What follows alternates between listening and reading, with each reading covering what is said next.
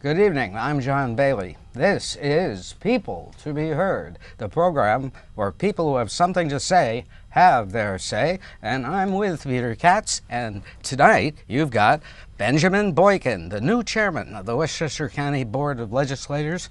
Ben, welcome to the program. Thank you, John, and thank you, Peter. I'm very glad to be with you. Well, it's nice to see you, Ben, and of course you're a familiar face in White Plains, Yes. having served on the White Plains Common Council, sort of a fixture at so many events and happenings and with so many organizations in town. You've been on the Westchester Board of Legislators for a while now, and so let's begin by getting your personal reaction and feelings to this move up. It is a promotion, and it is a fairly powerful position here in Westchester County.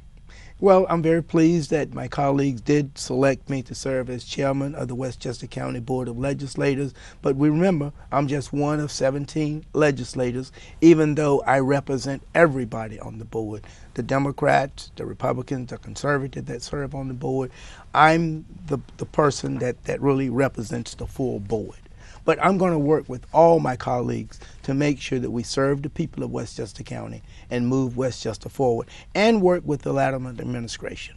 Now, we're recording this program on January 12th. Yesterday, the President of the United States, Donald Trump, said a few things which in essence confirm what some people have believed, that he is a racist, a bigot, and a white supremacist.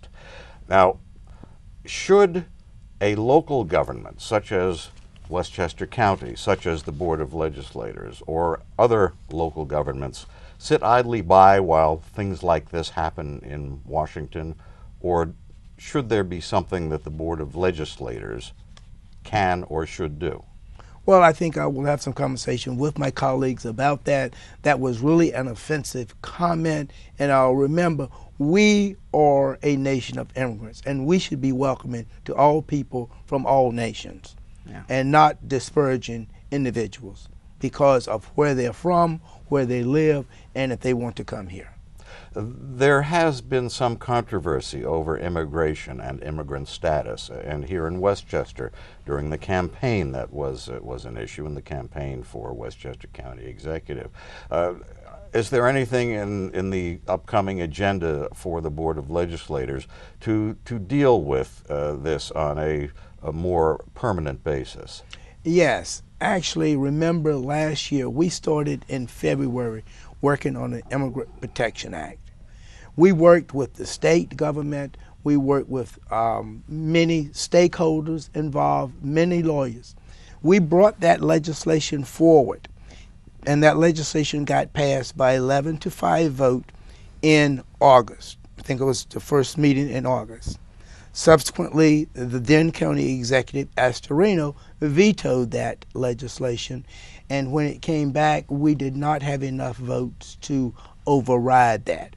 But we are going to bring that back. It might even be introduced back in legislation within the next couple board meetings that we have. We're going to bring it back. We're going to move it forward. We may have to tweak it a little bit, but we are a welcoming community. We are a welcoming county, and we want to make a statement. And I also want to say that this is not a sanctuary bill. We spent a lot of time working with the legal profession on this to make sure, and with stakeholders, to make sure we're getting it right. So this will be something that will protect immigrants who are here in Westchester, position Westchester as a more welcoming community perhaps than some others in the country, but yet will not be in conflict with federal law. Is that your objective? That is the objective. That is absolutely the objective of the law that we will bring back and pass again, and we will expect that the county executive will sign this time. So we're really excited about that because, you know, our immigrant community is really, really upset, and they're really afraid. And we've got to make sure that that's not something that we can stand for and have in Westchester County. Particularly after those ICE raids this week. They were what 97 7-Elevens were in raided. 17 states. And so that means an immigrant now can't go and get a soda out of a 7-Eleven. Where have we what has happened to us? That is not who we are. And so we've got to Brings deal back with terrible that. memories. Yeah, it does. All right. Now, what is your role as chairman of the board as the county executive Latimer sees you performing it? Liaison, defining legislation, spokesperson, conciliator, interface? Well, I think, obviously I represent the full board. But we got 17 legislators that may have their own opinions and all. I may say things at some point in time that some legislators don't agree with and all.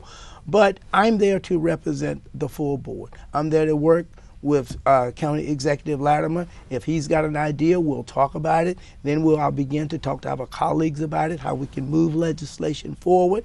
And also, really, it's working together collaboratively so that we can bring legislation forward and other issues forward that we can better serve the needs of the people of Westchester County. Are we going to see conflict from time to time on the board, or do you think that it'll all be a matter of conciliation? Well, I think always on any board there's certain amount of tension. But I think we will work through it. Again, also remember now, the Democrats have a 12-5 supermajority on the board. So, and I expect in more cases than not, we'll all be on the same page. There are going to be times that we may have differences of opinion, and we will have to work through that. Also, we're going to continue to work very collaboratively with the county executive as a co-equal branch of government. We'll work together, but we're not going to compromise our position as the co-equal branch of government.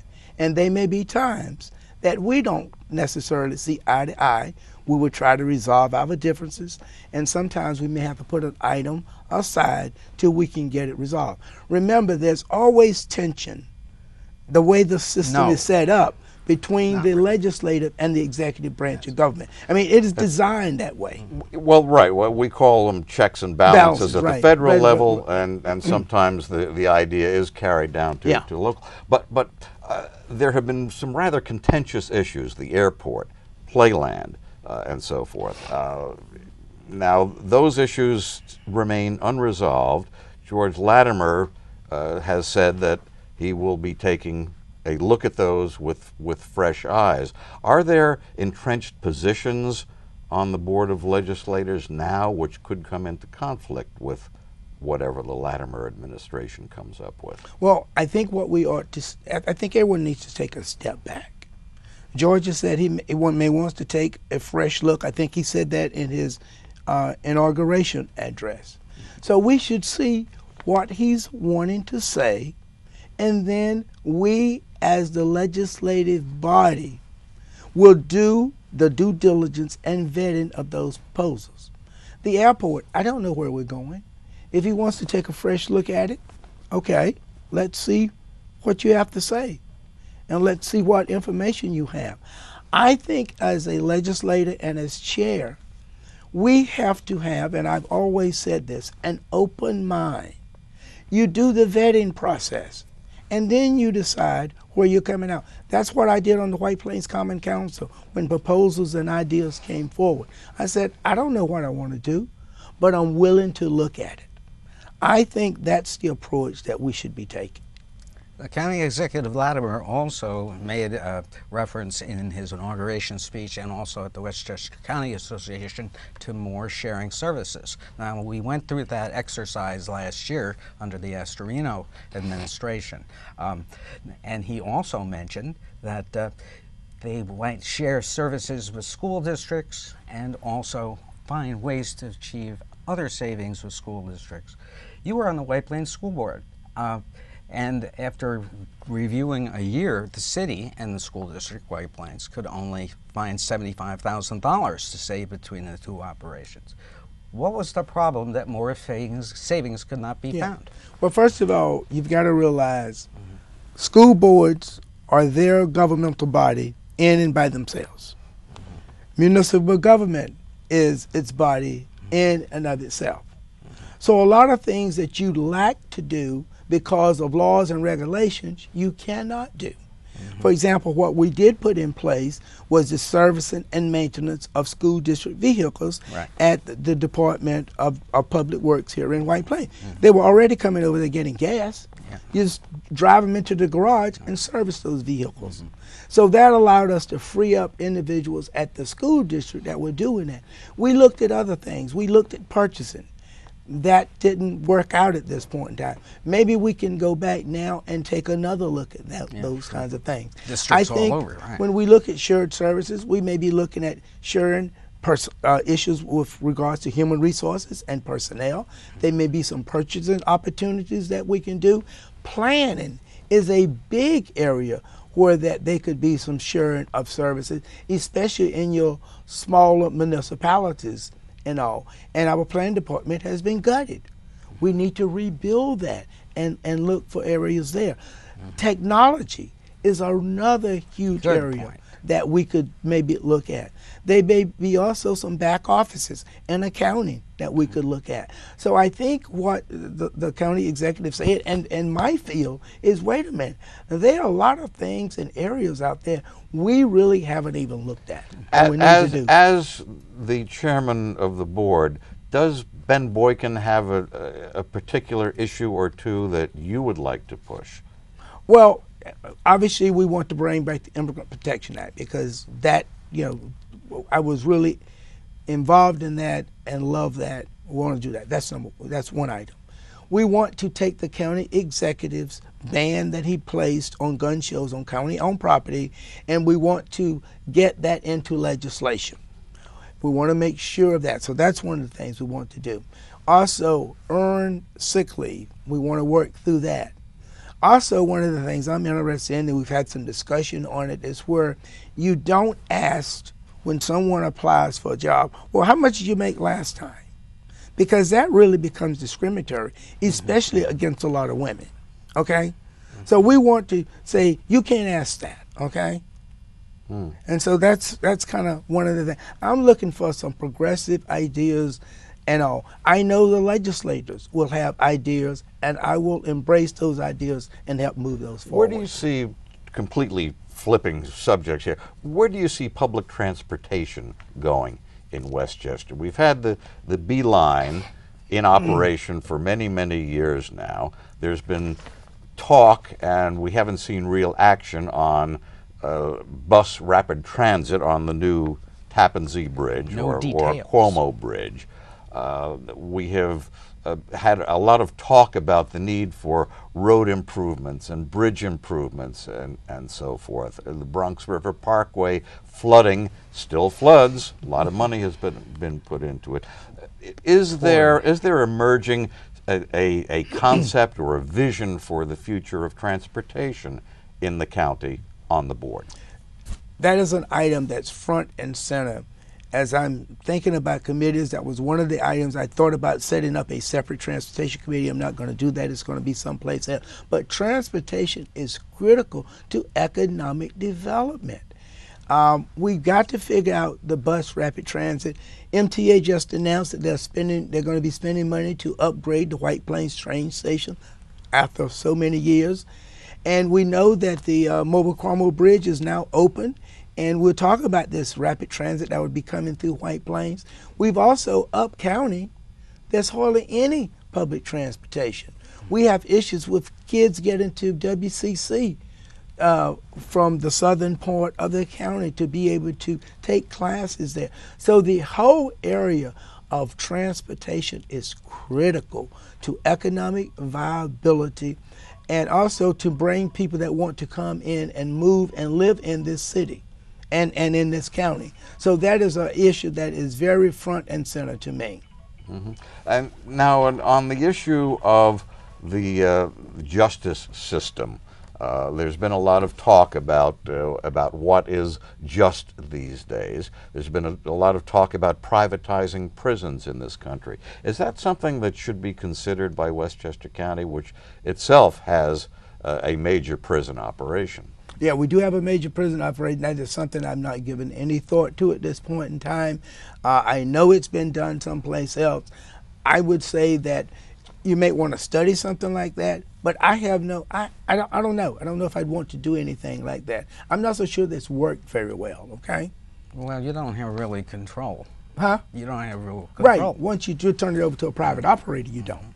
Now, So- on the issue of sick pay, this is another one of the things you have mentioned that you want to do. What is the present sick pay situation for county employees? I always thought you got sick pay.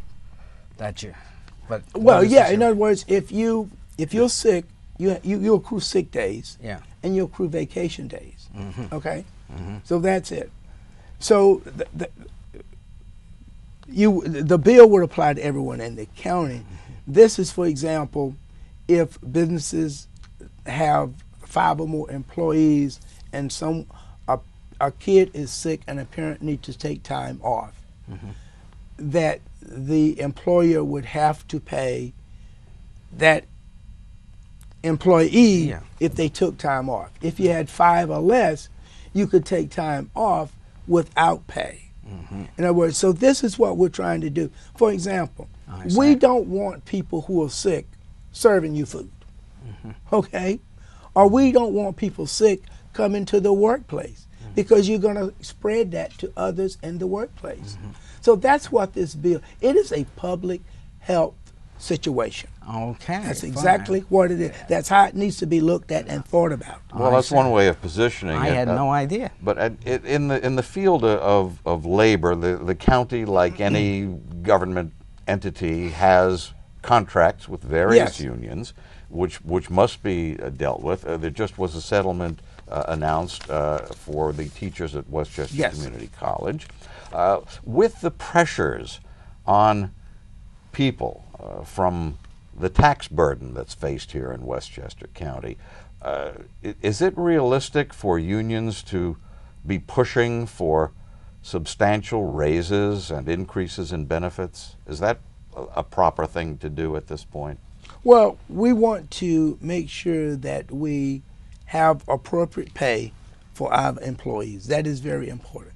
As you know, that the contract that was just, the settlement that was just announced the other day, and I stood with the county executive at the press conference, and it's with the CSEA employees at Westchester Community College and the faculty members at Westchester Community College. They've been working without contracts for 8 years. It's time to bring that to a close. That information, I understand, has probably already been sent down to the board, and we'll work it through. Our CSEA employees at the county have been without a contract for 8 years now. And we've got other bargaining units that are out of contract. We need to have a fair wage paid to those employees in our county. How do you balance that, though, against the tax burden? I mean, it was an issue in the campaign. It also happens to be a bit of reality. I mean, there is a very heavy tax burden here in Westchester. There is a very heavy tax burden, but again, let's go look at the tax bill. About 15 to 18% of it is your county. About 65% is your school district, and the remainder, 10, 12, is your municipality. I think that adds up to about 100%. So in other words, we really need to look at the whole thing, where the whole tax bill comes from. And the county is the smallest portion of that. In fact, I put out a brochure last year, what county government does, and it showed the dollar and how that dollar got allocated. We understand that it is that we are in a high tax county. It costs a lot to live here. It costs a lot to do work here, and all. But we believe that everyone wants services, and services cost. People want to be protected. It costs to provide protection for people. County government is there to serve the needs of Westchester residents. You put out an announcement on a job fair coming up at Playland, and of course Playland is one of the unresolved issues. Where do you see Playland positioned now as a resource for the county, as a job creator for kids over the summer? Just what is your vision of what Playland is, could be, should be? Playland is one of the jewels of Westchester County. When you go and stand at Playland and you look over the Sound, there's not a better or prettier view probably in the country.